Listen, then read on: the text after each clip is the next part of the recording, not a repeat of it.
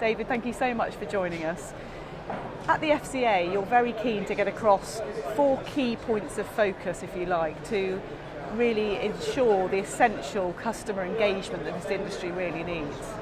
That's right. So we published our joint strategy with the Pensions Regulator, which is aimed at tackling the underlying harm of people not saving enough, such that they reach retirement either without the money that they need to have in their retirement or actually the income they expected to have. So we've broken that down into a number of buckets for action and for further work. So we're looking at access, we're looking at funding, we're looking at governance, and we're looking at consumer understanding.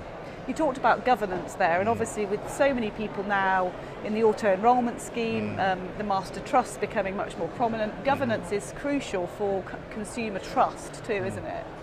Well, consumer trust is important, but trust has to be earned.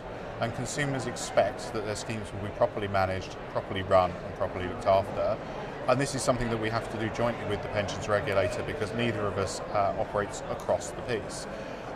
Master trust will be a matter for the Pensions Regulator, but from our view we've done things like introduce independent governance committees to look at value for money for consumers. And what do you see as the key focus going forward to ensure that those pots are big enough at the end of the day? Because people are looking at a fairly bleak picture at the moment. They're thinking auto-enrolment might be enough of a contribution. There's a bit of complacency because they're in those auto-enrolment schemes.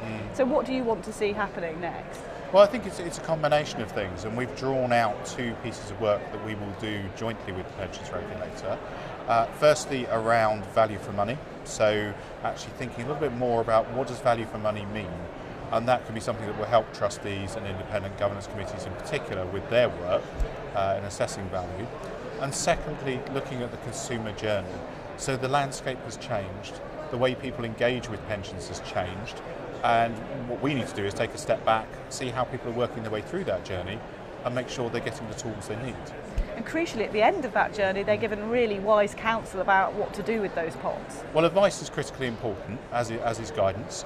And what we want to see is a range of tools available to consumers to use that are affordable, accessible and are appropriate for them.